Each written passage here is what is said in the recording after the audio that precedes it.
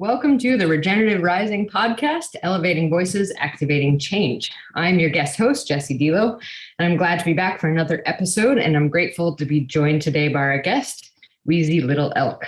In our conversation today, we're going to explore the dynamics of tribal governments, tribal agriculture, and food production, as well as sovereignty. And I'd like to consider, the potential impacts of some of these emerging market-based solutions like regenerative agriculture and what the meaning is for Native producers and tribal governments. So we have lots to dig into today. I hope you enjoy the show. I'd first like to introduce you by reading your bio. Our guest today is an enrolled Rosebud Sioux Tribe member and nationally recognized young Native leader.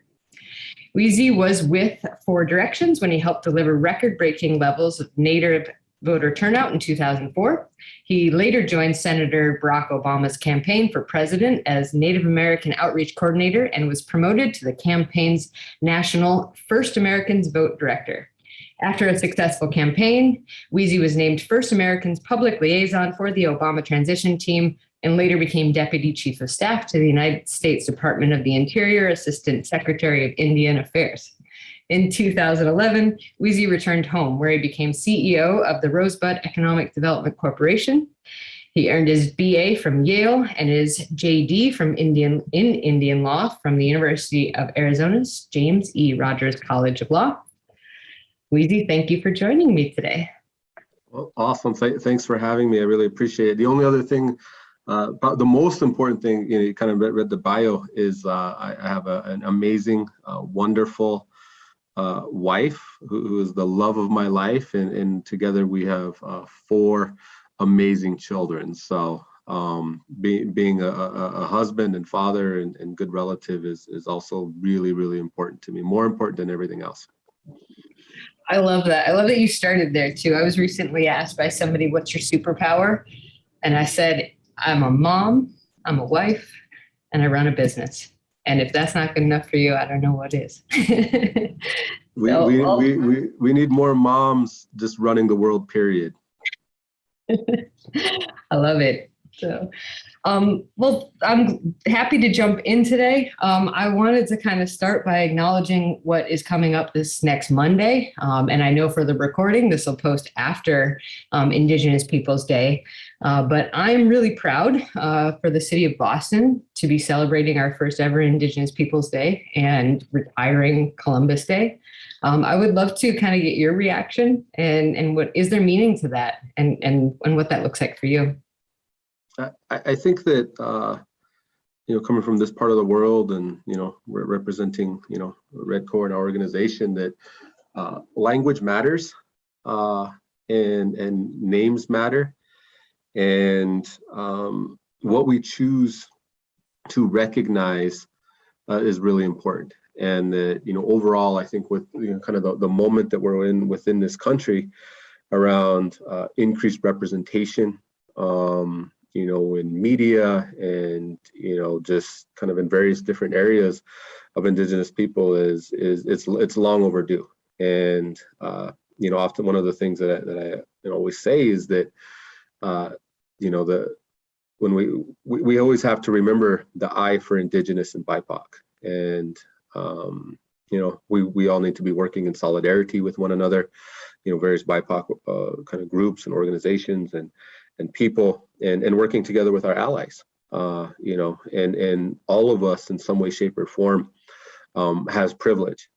And, certainly me, as a male, heterosexual, well-educated, I carry a certain privilege. And there's nothing wrong with privilege. It's how you use that privilege to empower others who may not have an easy a life as easy a life as you. So for me, I really just think that, the people that have going to push these kinds of movements for greater representation and understanding and opportunities for healing, I'm just really thankful to folks. People have been working at this for a long time, way before I ever came around or was born. And so just continuing other people's legacy for, greater justice, and fairness in the world is really important. Yeah, I love how you've presented it like that. It does feel generally like this is just a very pivotal moment. And I'm curious if you see that as well, whether it's in, kind of a cultural moment, if it's post-pandemic moment, if it's in just kind of climate change and, the future of food systems and agriculture. Do you also have a sense that this is a kind of pivotal moment in our history? I do. It's really interesting. I remember one of the first classes I took as a freshman. It was called uh, Climate Change, Infectious Disease, and Population Growth. And it literally studied, said, kind of the science and data behind population growth. There's going to be, there's X amount of billion people, over the course of history. There's going to be an infectious disease outbreaks. We can predict that. And we know exactly what's going to happen with the climate. And the models that we studied were actually models developed in the 60s. And this was in 1999 when I took the class. And I think what we've seen is that all of those models, in many ways, like underestimated the impacts and what was going to happen, and especially climate change has happened much faster and at a greater magnitude than was originally predicted. So we've known about this for decades. We've known what was coming around climate change, from population growth, and we knew that there was going to be, some kind of pandemic outbreak of disease, infectious disease at some point. So I think that it kind of highlights the need to really recenter Western-based science, and kind of what we know from that, and to say, like the markets, like many other areas, we can predict this stuff with a fair degree of accuracy, and then plan for it. At the same time, I also think that it really highlights the need for the recentering and the uplifting of Indigenous knowledge. It was the late 1800s when Chief Sitting Bull, after traveling Europe, said, quote, "The white man knows how to make everything, but does not know how to distribute it." And so he was talking about socioeconomic inequity in the 1800s. And, Chief Seattle is said to have famously said, continue to defecate in your own bed and you'll suffocate. And he was talking about the environmental impacts. And he was doing that, in over 100 years ago. So if we kind of continue to follow that thread of Indigenous people and leaders and thinkers, we see a continued and consistent kind of discourse and warning to the rest of society that we need to tackle socioeconomic inequity and climate change. And those are the two greatest challenges facing humanity today. Those are the existential challenges. So Western science has predicted that these challenges were going to be here. And even before the Western models were developed, Indigenous people were talking about this stuff. So I think uplifting and putting primacy to Indigenous knowledge, and then having that be informed by Western science, is going to be critical to tackling all of these problems, whether it be climate change, or pandemic, et cetera. And kind of just one more thing I'd say is, for our own organization, here at Redco, and the work that we do here on the ground, we've always felt that our work was important. Uplifting people and creating opportunity and developing regenerative food systems, et cetera. What the pandemic showed us was that our work was not only important, but that it was urgent. So for example, with some of the food systems work that we're doing, and the challenges to the food and supply chain, that if we were where we want to be 10 years from now, if we were we're there today, it would have a far less impact on us from a food and supply chain standpoint. That as the rest of the country was experiencing, kind of these shortages, we would have been perfectly fine. And so basically what it told us is we need to accelerate our work, because it's urgent. Yeah. Yeah. So much in that response, environmental justice, the way we think about science, the way we integrate different kind of points of views and, cultural and pragmatic and policy. And then I absolutely want to dig in agriculture and food systems because that's my jam. But I'm really curious because I'm hearing environmental justice kind of thrown around a lot, especially in the context of regenerative. And I'm wondering if you believe that we have a really good way of understanding that problem yet. Have we heard from the voices that are most affected by this enough that we can apply that kind of integrated approach that you described of Western science with indigenous knowledge and kind of merging these two capabilities to come up with a truly equitable solution? Well, I think that the voices have been out there for a long time. And I think the question is have people been listening? And I think that people are starting to listen a little bit more, kind of through this moment. And I think that one of the things that we really need to do is to, in all ways, shapes, or forms, is to begin including those voices, kind of around what we need to be doing, and what the opportunities are. Kind of here with us, we have a very specific framework in how we approach our work. And for us, we call that Wichunchage Shakonwi, which means 7 generations. And for short, we call it 7 Gen. And for us, it's a prophecy that there will be a period of decline, followed by a period or a generation of that's uplifted and informed and enlightened and prosperous. And so we absolutely 100% know that our best days are ahead of us and not behind us. And so it's an inevitability that we're going to have a strong and prosperous future. It is also a duty. My tribe, the Rosebud Sioux Tribe, it's written into our constitution that we are supposed to consider the implications of our decisions on the next 7 generations. So it's actually a constitutional duty that we're to think 7 generations out. And then finally, we'd say that it's a process. And for us, that process has 3 parts to it. First, always act in the best interest of your great-grandchildren's great-grandchildren. And that if we do that, we're going to make really good decisions. Second, always make moral and ethical decisions that place the good of the group above the good of the individual. And that if we stick to our morals and our ethics and we look at the greater good, we're going to be in a really strong place. From a Western perspective, we might call that avoiding the tragedy of the commons. And then finally, embrace complex systems thinking.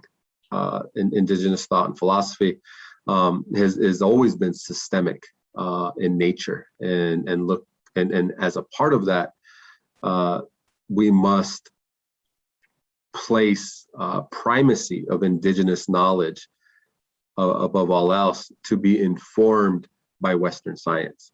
That when we do that, we're going to have all of the data and information, and to make really good decisions. And if we do all 3 of those, we can solve climate change. We can solve socioeconomic inequity. We can create a better world for all people. And that process, while I think is kind of pioneered, or really the torch has been carried by Indigenous people, is something that every single person on the planet can embrace as well in their own unique way. So, I think sometimes we kind of think about the past, but really, like, what we're looking at is the future and how we can do this. Another thing I think is kind of important to add is, I think from an Indigenous perspective, regenerative agriculture is not new to, and really I think that what's most important is what we would say is that it has to be indigenous agriculture, because regenerative agriculture is really just indigenous practices informed by the latest and greatest of Western science. And so I think getting back to those roots, getting back to this idea that we can build soil health, and just kind of rejecting the notion that we only have 59 growing seasons left ahead of us. No, we can have infinite growing seasons ahead of us as long as we do things correctly, and really just go back to the kind of indigenous agricultural practices. I was a friend of mine, he was talking about a variety of corn that he planted this year in Arizona, in the middle of a drought, and he's like, I'm using 3,000-year-old variety of his tribe's corn. That was big and it was lush, and he's like, we have to do things a little bit different, but we've been doing this for thousands of years. So this idea that that we only have a limited amount of time left is just kind of false. Like we're going to be here for a while.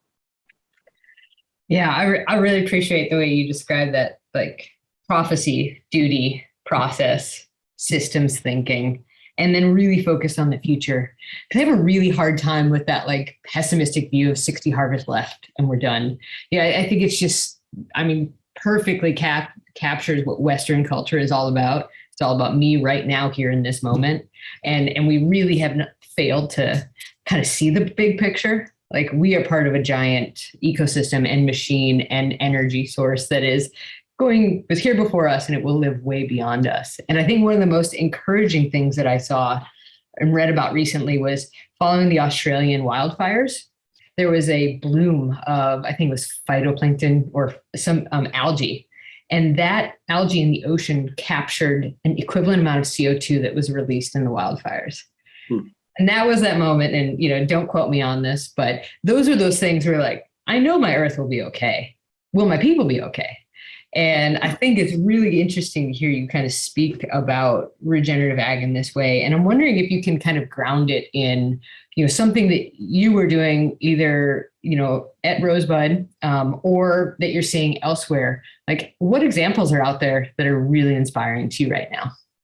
Well, I want to say one more thing kind of along that line and then jump into an example. But one of the things that made me think about is I talked to one of my uncles, I don't know, several months ago, and he's an older individual who's a kind of cultural expert and leader, and he's an elder. And I asked him, I said, Uncle,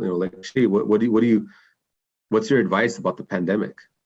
And he said, okay, well, he said, nephew, he said, in the 1980s, he said there was a group of environmental leaders who came out to Rosebud, who wanted to meet with our spiritual leaders because they wanted to talk with them about kind of this kind of big, broad environmental work that they wanted to do. And so they sat down with them and told them that they said, well, really, you don't really need to worry about the earth. What you need to worry about is treating people good. I said, the earth, she's been around for a long time, and she has energy, and she knows how to heal herself. And that if you and that we as humans can tap into that energy that she has, that healing energy. But that when we wear rubber-soled shoes, that kind of interrupts that. And so that really, if we want to do good in the world, like let's not really worry about the earth. Let's worry about treating each other good. And then if we do that, if we just treat each other good, then that's going to open the doorway so that we can be a part of the earth's overall healing process. Yeah.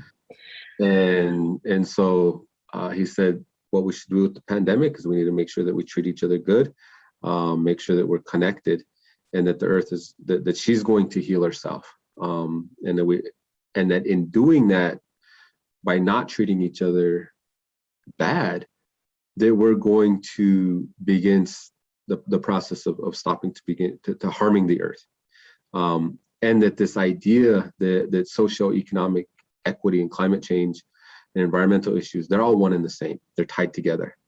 And we just need to concentrate on being good to each other. And through that, we're going to end up being good to the planet. And I think that idea has been really integrated into a lot of the work that we do here with Redco and our organization here in Rosebud. And one of those projects that we would get really excited about and that we've had a lot of success with is the Lakota Regenerative Buffalo Range, and which is a 28,000 acre buffalo range that will be home to 1,500 buffalo, and be able to produce between 300 and 400 surplus animals a year that we can harvest. And this is one of those projects, businesses that really leans into kind of how we define wealth, and in kind of this new way of thinking about the world that's starting to emerge around businesses having multiple bottom lines. Yes, it will have a small profit and it will be financially sustainable, but the environmental impacts that it has are large and significant. The social impacts that it has and is having is also significant, as well as components of justice and tribal nation building as well, that it has direct kind of measurable impacts there. So this idea that we can have multiple bottom line businesses is that's indigenous, and we're kind of waiting for the rest of the world to kind of catch up from that perspective, I think. I want to talk a little bit about like wo Lakota and what that means, right? So wo Lakota really means to live the Lakota way of life, and the word Lakota means to be ally. And so what it means is to be living in a way where you are an ally. And for us, we believe that we're related to everybody and everything, and that it's not just being related to other humans, but that we have relationships with the rest of the universe. So for us, to treat each other good also means to treat the rest of creation good and in a respectful way that honors relationship protocols. And so for us to have raised buffalo and to bring buffalo back like this, there's nothing more natural. Just as we as Lakota need to have a home, buffalo need to have a home where they can be buffalo and be their fullest and authentic selves too.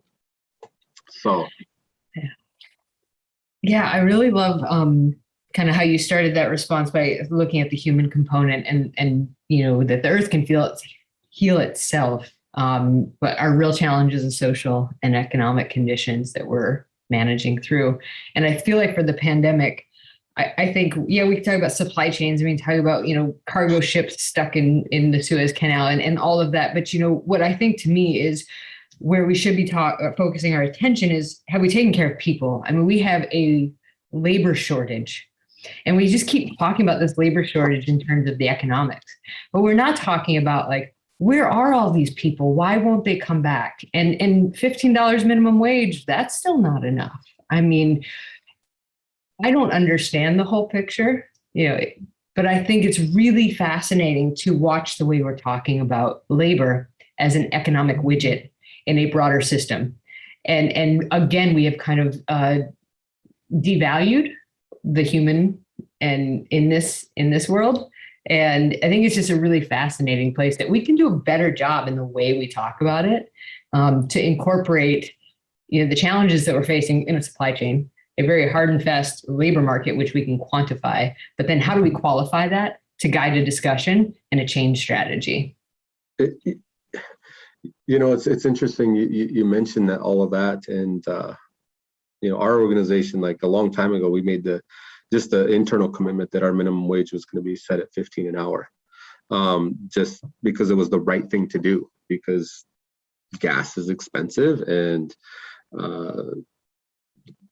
hamburgers expensive and bread, like just to be able to live, it's difficult for people to live on less than that. So we did that as an organization a while back, and we offer a full suite of healthcare benefits, et cetera, and really try to focus on organizational culture. But I think what the root of what you're talking about is this idea that from a Western perspective, wealth is measured, and wealth is defined as labor plus capital of some kind, and some kind of input, whether it be a natural resource or financial resource, etc., equals wealth, right? Labor plus capital equals wealth. I think from a Lakota perspective, we would say that relatives plus respectful ritual relationships with those relatives equals wealth. Because at the end of the day, we, from our perspective, there's a world that exists outside of us, and that, when we're finished with our human journey, we're going to continue a spiritual journey. You don't get to take your credit card with you. You don't get to, you're not taking something like, the physical wealth with you. What you are taking is the relationships that you've had with people, and you're leaving behind a legacy that is about people and your relatives, and that's what real wealth is. So I think refocusing, definitions of wealth that put the heart of humanity at the center is what's important. And as a species, we're smart, we're ingenious people, and we're going to figure out the numbers and how we put bread on the table, and all of that.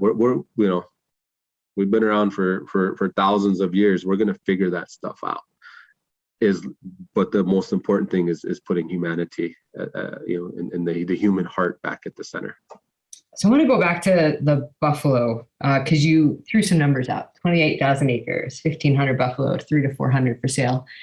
Help us understand a little bit more about how you get to that, divide of 1,500 for, for is it the community, and then 300 to 400 for the sale, and how is that different than what a Western farmer might be approaching that? Yeah, so I think that we're if you our organization, we love numbers. Might be kind of weird, but I love spreadsheets. We always dig into the numbers, and before we do anything, try to use all the knowledge available to us. That's indigenous. That's indigenous thinking. If there's a tool to use that tool, and if it can help you make a better decision, incorporate it. So when we did a very comprehensive feasibility study on this particular piece of land, which is 28,000 contiguous acres, we looked at the carrying capacity. It's actually over 1,500, but we've done everything to a drought year. So again, when we do things, we always try to be conservative. That's kind of how we do business. And said, okay, this is what the carrying capacity is to raise these animals in a healthy way that is going to not damage the environment, not damage the soil or the landscape, but that will actually enhance and strengthen that landscape, using buffalo as a keystone species, as kind of larger prairie ecosystem regeneration, and to increase the overall biodiversity, both from an animal standpoint, from an insect standpoint, a plant insect standpoint, and from a microbiological standpoint with the soil. And so taking all of that information and data, that's how we, came to kind of a carrying capacity. And from there, then we just built a business plan. Here's how many animals we can produce. I guess one thing I would also say is, those numbers are also based on a more of a natural herd size, as opposed to an artificial herd size that has kind of an artificial ratio of male to female.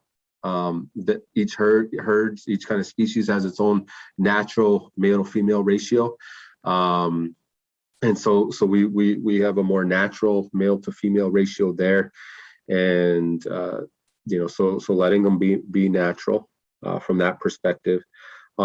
Also, that we come to that number, and because it's not also necessarily a maximization of production. Because in kind of a standard approach, you maximize production and you are going to kill every single animal.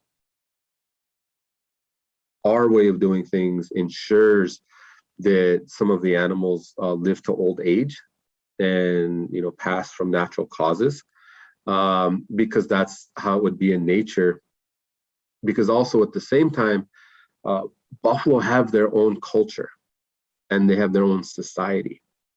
And, you know, you can think about other herd animals, or, you know, people that have studied wolves, you know, and they got their own, you know, kind of alpha wolf and, you know, just this whole social hierarchy. Well, buffalo are the same. They have a way of organizing themselves and a way of passing on knowledge. And interestingly enough, buffalo are actually a matriarchal society. You know, everyone always kind of looks at buffalo and like, oh, you got this big herd bull.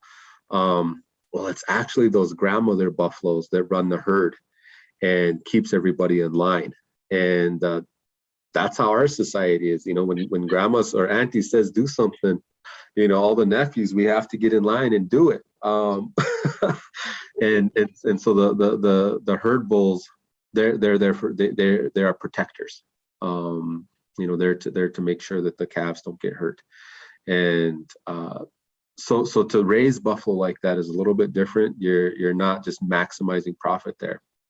At the same time, one of the things that we're very adamant about is that our buffalo will always be field harvested with all of the proper prayer and cultural protocol attached, and that when we do so, that we purposefully use every part of the animal. Gratefulness, gratitude is incredibly important, because if you're going to take a life, then no part should be wasted. And for us, if we do that, then if we use every part of the animal, we remain grateful, and that we do so with prayer, then it's a good thing to take the animal. It's a good thing to use their meat and to process the animal. That means that our buffalo will never see a feedlot, and, you know, we'll never just, you know, kind of get into like a large scale kind of slaughtering of them, because at that point we're not treating them like buffalo. And that's one of our rules, is treat buffalo like buffalo. Mm-hmm. So there's so many detailed questions I want to ask. I think I want to first start with the land base. Is that 28,000 acres tribal land and under your control? Yeah. So this land actually has a really interesting history. So obviously, you know, like many other Indian reservations, the reservation was allotted. And so for the allotment acts that impacted us, basically, you know, we were, you know, put on a reservation, and in every male head of household was assigned 160 acres. Every unmarried male of adult age was, you know, quote, given 80 acres. And the rest of the land was then allotted and basically sold on pennies for the dollar to non-Indian allottees.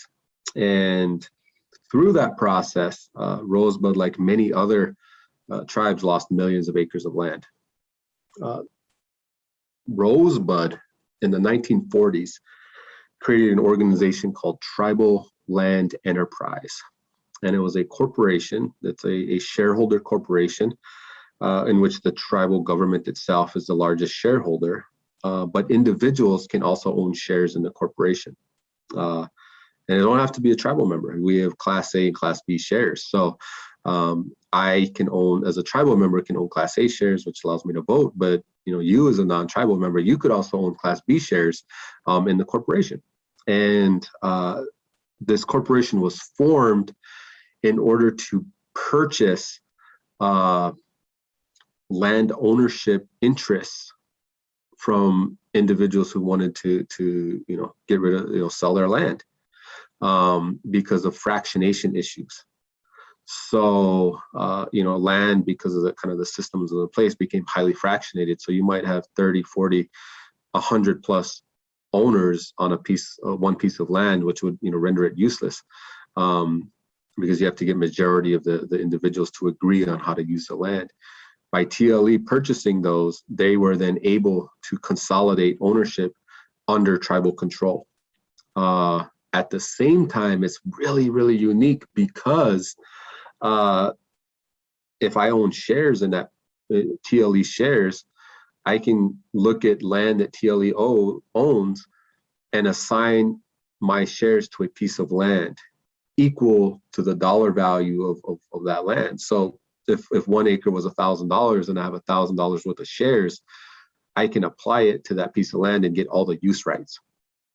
And if that is land is taken from me via eminent domain, I have to be fairly compensated. Or at any point, I can sell my shares back to TLE or unassign the land. And so it allows for people to have individual use rights of land while at the same time building the tribe's land base and keeping it under tribal control and jurisdiction. It really was, kind of one of these really innovative organizations, I think, that is, kind of at the forefront and was kind of doing land trust kind of activities way before kind of land trust become popular.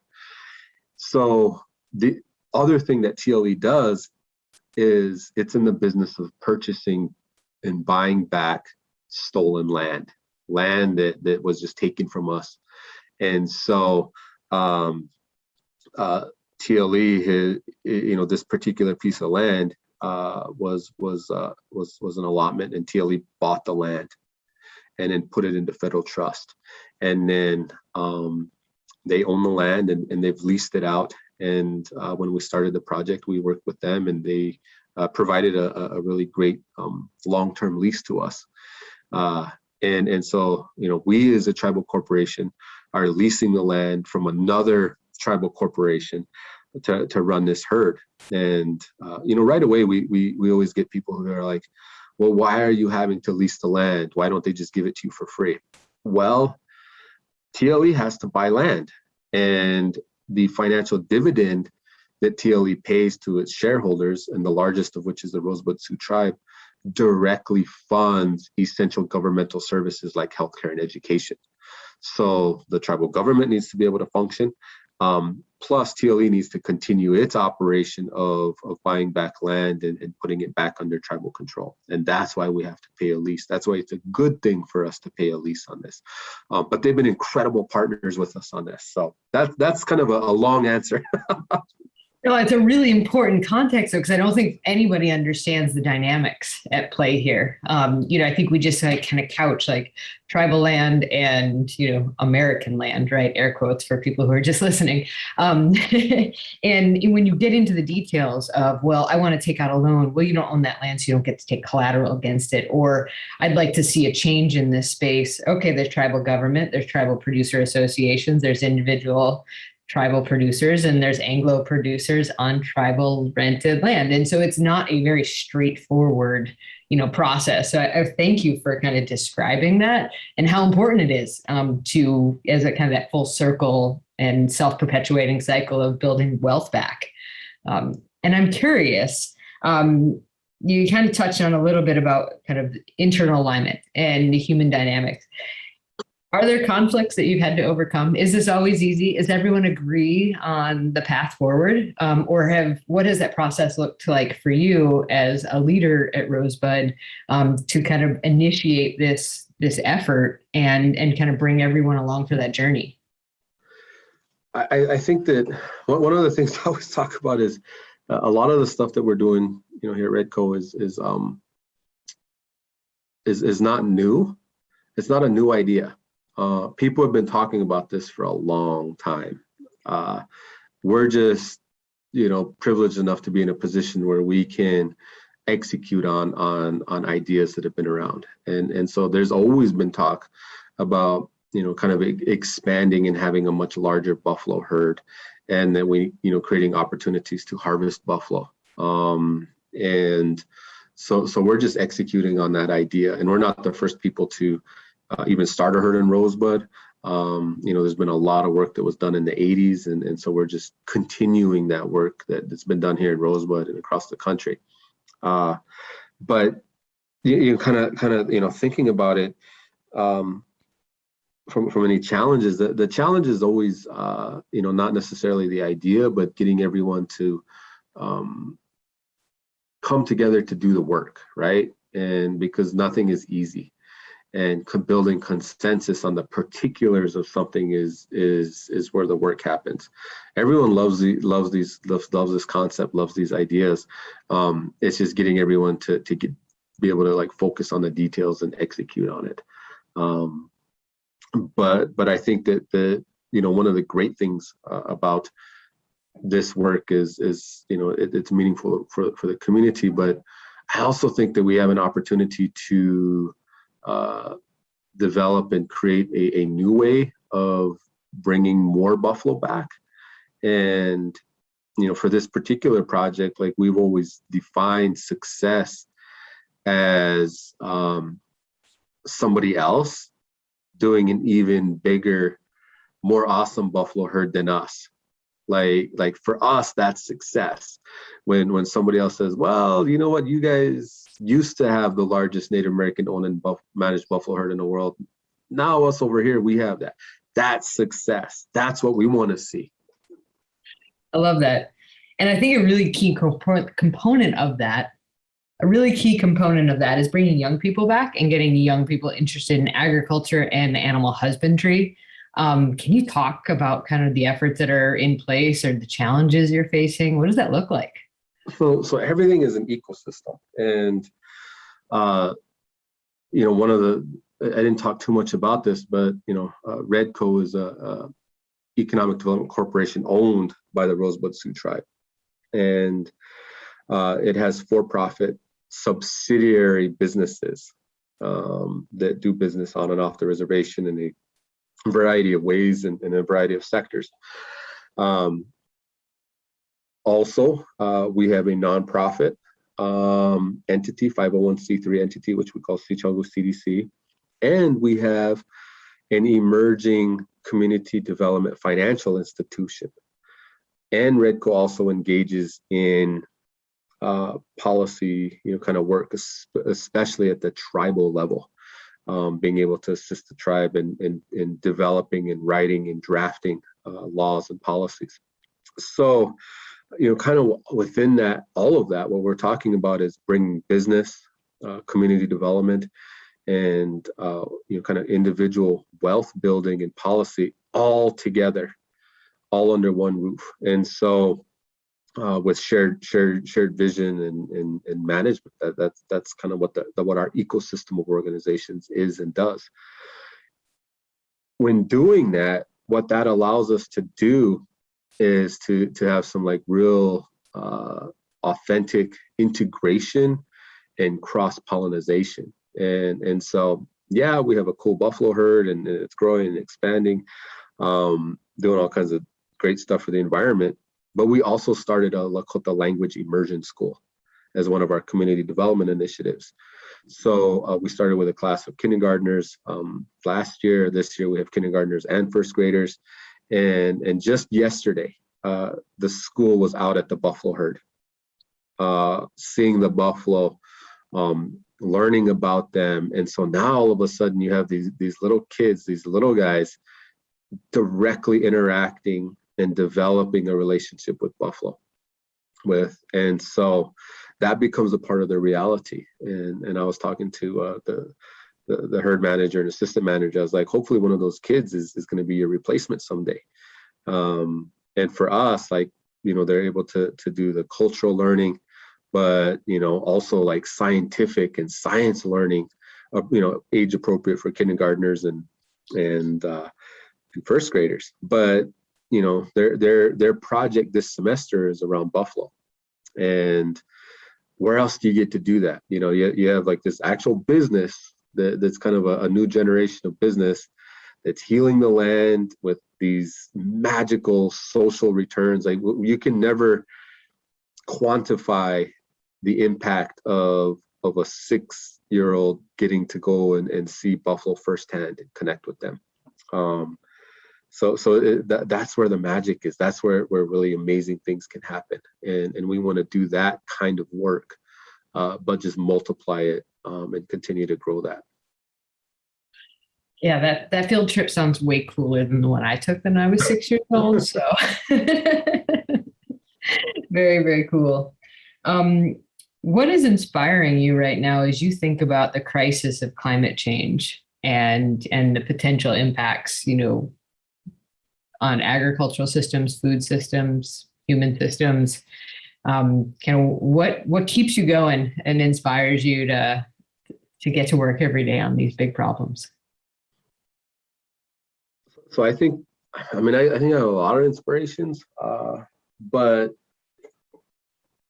one of the things that I always keep with me is that this idea that our best days are ahead of us, they're not behind us, and that no matter how gloomy things can seem, we always have to move forward with that in our heart, and that we have these incredible young people, these incredible children that are going to do things that we can't even imagine, that they're going to invent things that we can't even imagine. And our job is to steward things and have a good handoff for them. And when the time is right, to get out of their way, right? To not hold them back.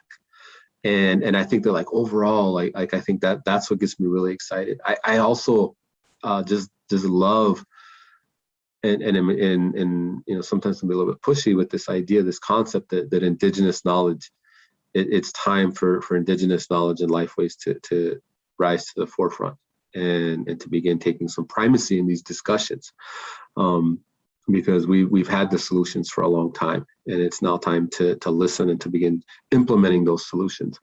We look at the buffalo work that we're doing, and I can only imagine the impact of what 10,000 more Lakota type projects would have on the planet.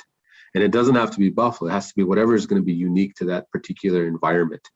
But we can do it, And one thing I would add is we're talking about doing and implementing one of the world's most innovative and leading social impact investment projects in the third poorest county in the United States.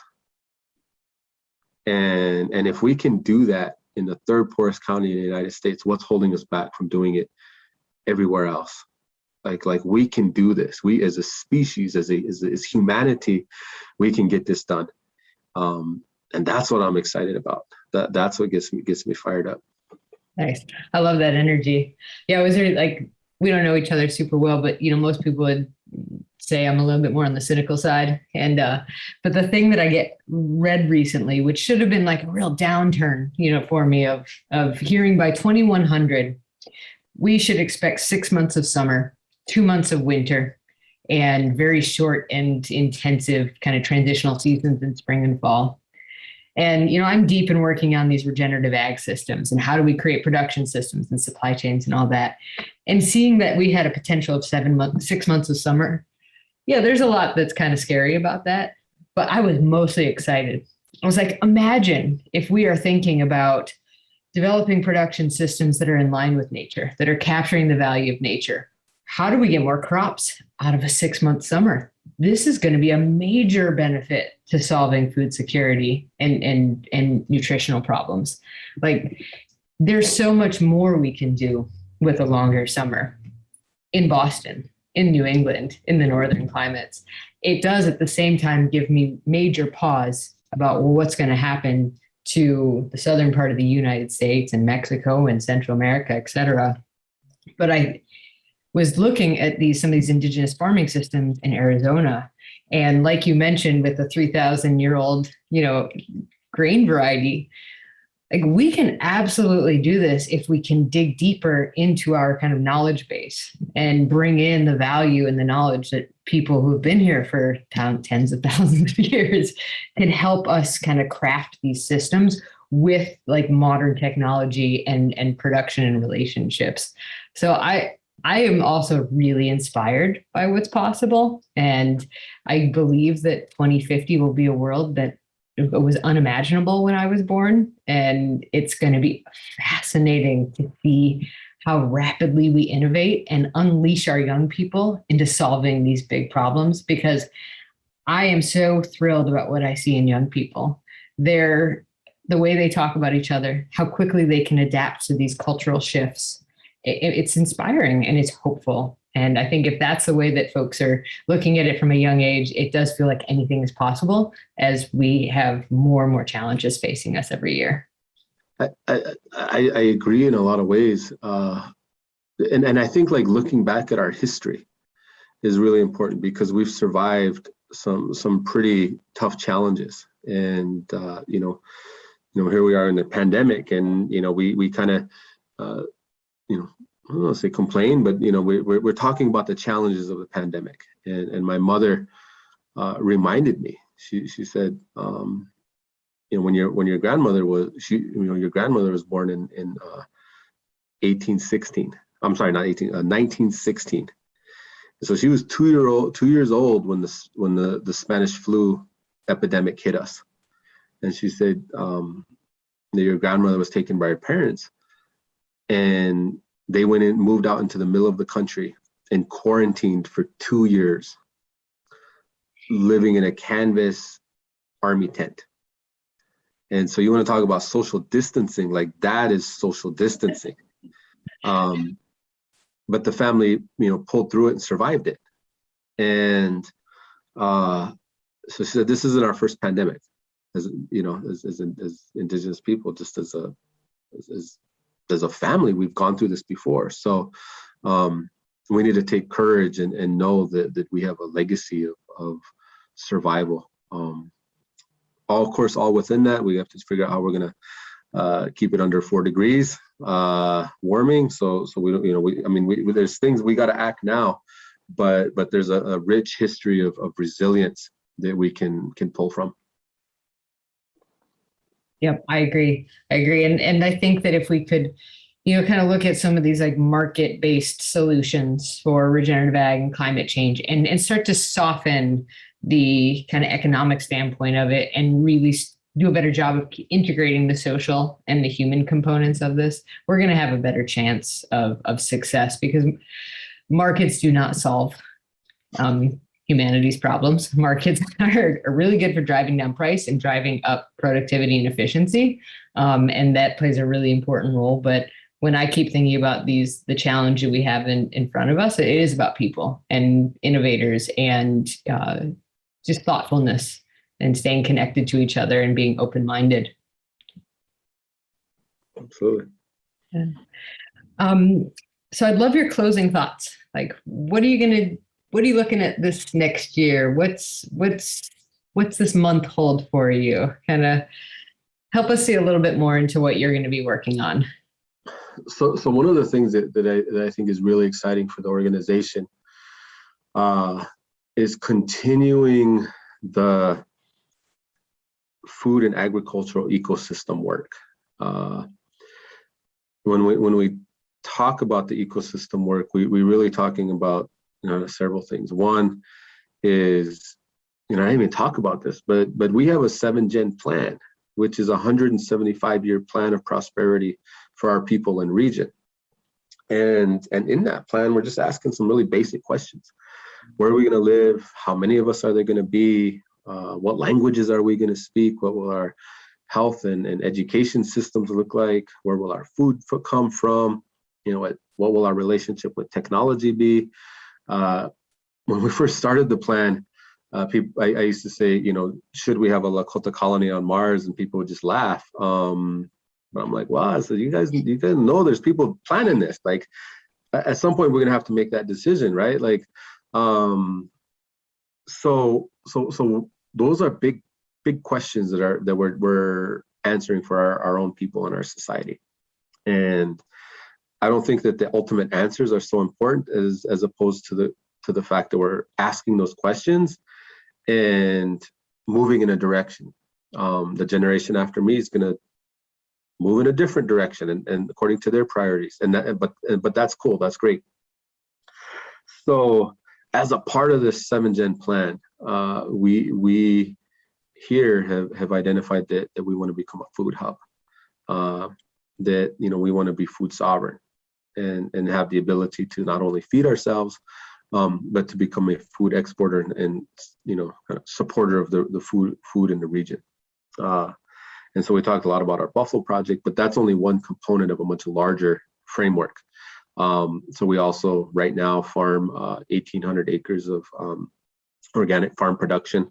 I think that we're going to see that grow and expand, and that we're going to begin the process of going from just kind of a producer to value added production. And we have a plan for a meat processing facility. We want to look at value add on the farming side. What can we grow and produce that we can then turn into something that's going to be useful for us? And that happens at the macro scale. We also have worked through our food sovereignty initiative at the micro scale, and that's about working with individuals and families in the community. The food sovereignty initiative runs a farmers market. They have a fellowship program where they're working with individuals to help them learn how to grow and produce their own food.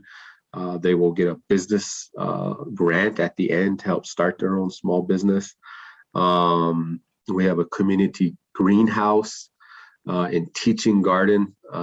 We got a banana tree growing in our greenhouse, and here it is, like South Dakota, below zero weather. We got a banana tree.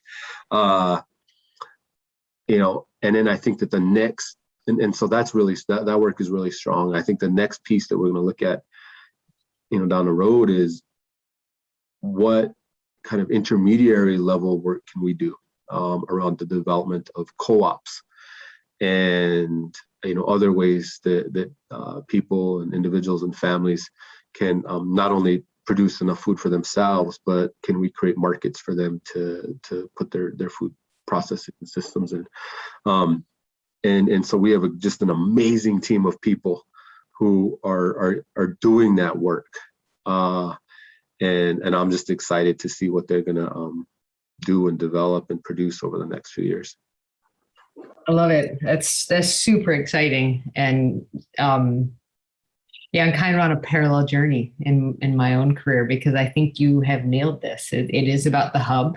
It's about innovation at that hub. It's about value add and a training center and all of those really cool components. How do people outside the community become allies in this work? How do we support this really exciting work? Because it sounds like this is something that should be replicated, just like the Buffalo operations all over, but tailored to the place. Yeah. How do people provide support? So I think that, one of the big questions, especially now in this moment, is, allyship. I always think the first thing is, if you're in a position of privilege and you want to be an ally, the first thing is to listen and listen to those communities and what are they saying, and what is the advice that they're giving. We should never, come in and presume anything. And so the first thing is listening. And what are people asking you to do? The second is amplification, amplifying the message. Whatever that message is for that community, amplify that message. And so for us, amplification of 7Gen, amplification of the uplifting of Indigenous voices and solutions to climate change and socioeconomic inequity, uplift those voices. And then the third is action. What is the kind of action that you can take as an individual, as a leader within a nonprofit or a business or a family trust? What is the action that you can take? And if you're a person of big privilege, if you're a CEO or somebody who really has a big say, use that power to listen and to amplify and then take action. Because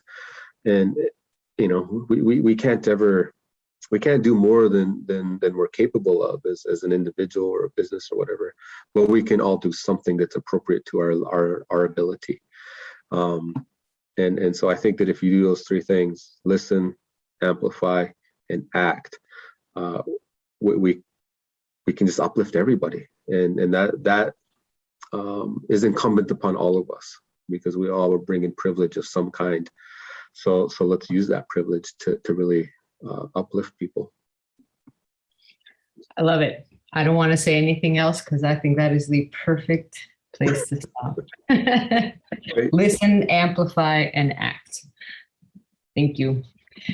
Thank you so much for your time today. I really enjoyed the conversation. I enjoyed hearing your story and getting to know you better. And so I shall wrap this up. So thank you again for joining us for this episode of the Regenerative Rising Podcast, Elevating Voices, Activating Change. It was a real honor to be with you, Weezy. Thank you. Awesome. Appreciate it.